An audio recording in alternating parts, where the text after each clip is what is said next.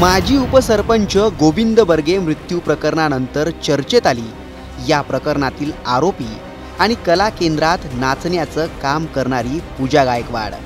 पूजा गायकवाडच्या नावामुळे वाशी तालुक्यातील तुळजाई सांस्कृतिक लोककला नाट्य केंद्र संपूर्ण राज्यात चर्चेचा विषय ठरलंय। या केंद्रावर वाशी पोलिसांनी केलेल्या तपासणीत अनेक धक्कादायक गोष्टी समोर आल्यात। एका अहवालावरून वाशी तहसीलदारांनी या लोककला नाट्य केंद्राचा परवाना रद्द केला होता असंही समोर आलं। पण हा परवाना निलंबनाच्या आदेशास अप्पर जिल्हा दंडाधिकारी तथा निवासी उपजिल्हाधिकारी यांनी स्थगिती दिली आणि पुन्हा अहवाल मागवला। या संपूर्ण प्रकरणामुळे निलंबनास स्थगिती देण्याचा निर्णय संशयाच्या भोवऱ्यात सापडला।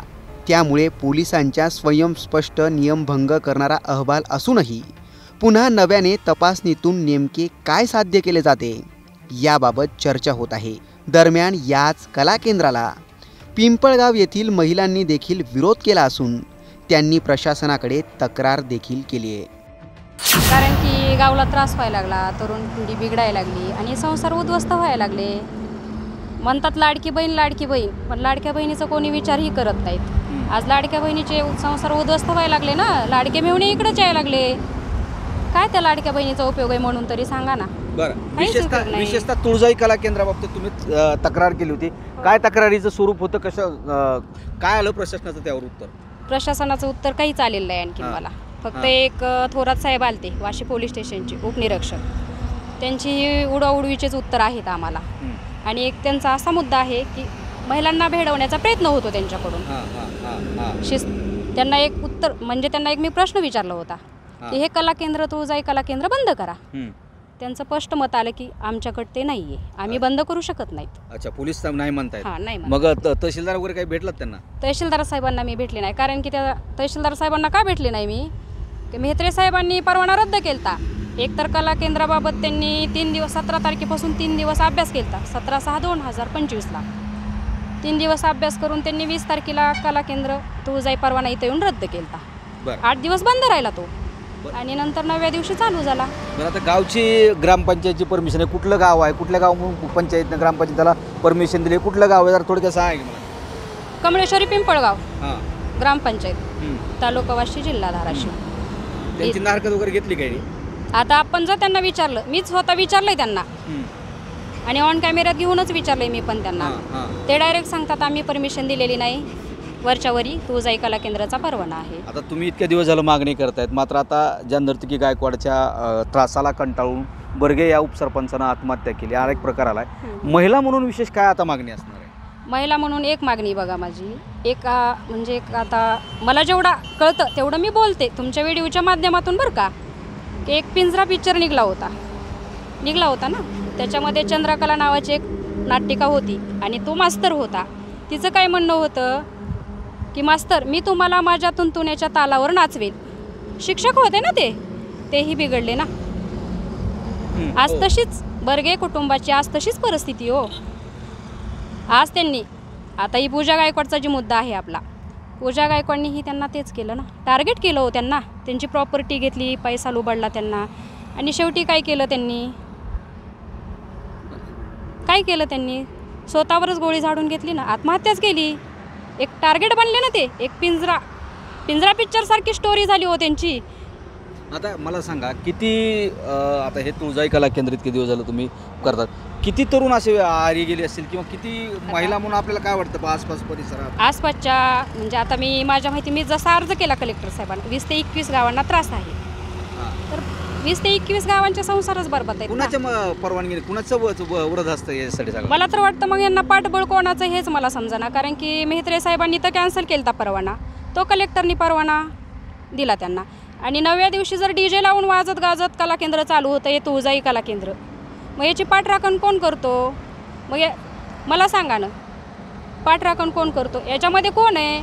आम्ही एकतर सामान्य नागरिक आहे। कोण चालवतंय याच्यामध्ये? आता माझ्या माहितीने तर मला जेवढी माहिती भेटली त्याच्यामध्ये पार्टनर आहेत। बरं, आणि देवीच्या नावानं चालतं विशेष? हो। आता देवीचं नाव देणं म्हणजे चुकीचं आहे। प्रशासन काय झोपी गेलं का हो? बरं, आणखीन महिलासोबत काय सांगाल ताई, तुम्ही पण एक महिला आहात, कशा पद्धतीनं सगळं ह्याचं हे एक कला केंद्राचे कसे दुष्परिणाम होतात? एक तर आमच्या काय मागणी? गावातून असा आवाज उठवायला कोणी नव्हतं. मग एक आज सर्वसामान्य स्त्रीनं जर आवाज उठवला तर काहीतरी गोष्टी आम्हाला खटकत असतील, म्हणून आम्ही त्यांना सपोर्ट द्यायचं आम्ही काम करतोय. आता काय मागणी आहे तुमची? काय कला केंद्र बंद करण्याबाबत एकूणच धाराशिव जिल्ह्यातील सगळीच कला केंद्र बंद करा अशी मागणी महिलांनी केली आहे. धाराशिव जिल्ह्यात एकूणच हे कला केंद्राचे लोणही कमालीचं वाढलंय. कला केंद्राच्या आडून नेमकं काय चालतंय यावरूनही चर्चांना उधाण आलंय. यातून गोळीबार, हाणामारी सारख्या घटना सातत्यानं घडत असल्याचंही सांगितलं जातं. ज्या तुळजाई कला केंद्रावर गोविंद बर्गे मृत्यू प्रकरणाचा सगळा प्रकार घडला, त्या तुळजाई कला केंद्राबाबत नेमकी प्रकरणाची वस्तुस्थिती समोर आली आहे. ती काय आली तुम्हीच पहा. बीड जिल्ह्यातील उपसरपंच गोविंद बर्गे यांच्या हत्या प्रकरणातील मुख्य केंद्रबिंदू हे धाराशिव जिल्ह्यातील हे माझ्या पाठीमागचं तुळजाई सांस्कृतिक कला केंद्र आहे. याच ठिकाणी ती पूजा गायकवाड नावाची मुलगी जी आहे ती नर्तिका म्हणून काम करत होती, नाचत होती आणि इथंच तिची जी आहे ती ओळख त्या गोविंदची झाली, उपसरपंचाची, आणि प्रेमाचे जे आहे ते इथूनच खऱ्या अर्थानं सुरुवात झाली. आम्ही या सगळ्या प्रकरणावरती इथल्या सगळ्या त्यांच्या मॅनेजमेंटशी बोलण्याचा प्रयत्न केला. त्यांचं व्यवस्थापन म्हणतं की आम्हाला आता त्याच्याशी काही बोलायचं नाही, जी बातम्या येत आहेत त्या चुकीच्या येत आहेत. 2 दिवसांना आम्ही याची सगळी जी आहे ती बाजू सांगणार आहोत. एक बघायला गेलं तर या तुळजाई कला केंद्राचा जो विषय आहे तर याचा परवाना इथल्या तहसीलदारांनी, स्थानिक त्या तहसीलदारांनी पोलिसांच्या रिपोर्टवरती हा परवाना निलंबित केला होता. मात्र जिल्हा प्रशासनाने याच्या प्रकरणाला जी आहे ती स्थगिती दिली. त्यामुळं हा कला केंद्र चालू राहिलं. जर खालचं तहसील प्रशासन परवाना निलंबित करत असेल आणि जर जिल्हा प्रशासन परवानासाठी स्थगिती देत असेल कारवाईसाठी, तर नेमकं काळवेर कुठं लपलं आहे ह्याचाही शोध एक तपास घेण्याची गरज आहे. दुसरी एक गोष्ट त्याच्यामध्ये बोलायला पाहिजे, ते जिल्ह्यात याचं कला केंद्राचं जे जाळं आहे ते दिवसेंदिवस वाढत चाललं आहे काय, असा मोठा प्रश्न आहे. त्याला कारणीभूत असेल पवनचक्क्याचं अर्थकारण असेल किंवा रस्त्याची वाढलेली कनेक्टिव्हिटी असेल. या गोष्टी प्रामुख्यानं बघितल्या तर धाराशिव जिल्ह्यात आत्तापर्यंत जर हिशोब केला तर 12च्या जवळपास कला केंद्र सुरू आहेत. त्याच्यामध्ये 7 हे परवाना, तर विना परवानाची संख्या 7 नाही तर मंजुरीसाठी 8 प्रकरणं जी आहे ती जिल्हा लेवलला प्रलंबित आहेत. मात्र ही सगळी प्रकरणं प्रलंबित असताना प्रशासन नेमकं कशासाठी याला परवानग्या देतं?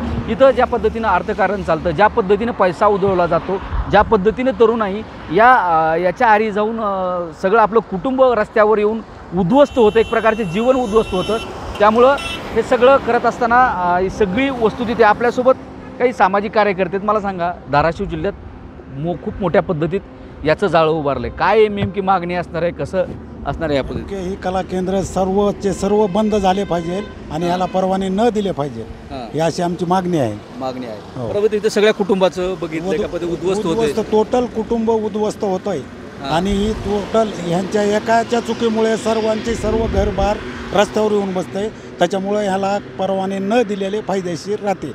जिल्ह्यात जर बघितलं आपल्या तर 10च्या जवळपास सगळे कला केंद्र चालतात. मोठं केंद्र सध्या होताना पाहायला मिळतं धाराशिव जिल्हा. ही बंद झाले पाहिजे सर. ही आम्ही तुमच्या मागणी करतो की ही बंद झाले पाहिजेत.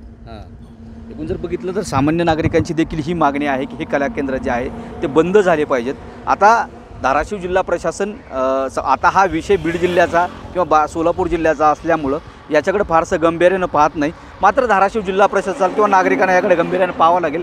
जर 12 कला केंद्र जर या आज मितीला धाराशिव जिल्ह्यात चालू असतील तर हे अर्थकारण कशाच्या जीवावर चालतं आहे, नेमकं ह्याला पाठबळ कुणाचं आहे, कुणाच्या हे सगळ्या मर्जीनं हे कला केंद्र फोपावत आहेत याचंही कारण कधीतरी तपासलं पाहिजे. उपसरपंचची हत्या झाली, अशा अनेक घटना घडू नये यासाठी याचा निश्चित पायबंद करण्यासाठी याच्यावर पायबंद घालणं गरजेचं ठरणार आहे. सागर जाधवसह बालाजी निरफळ, न्यूज 18 लोकमत, पारगाव, धाराशिव.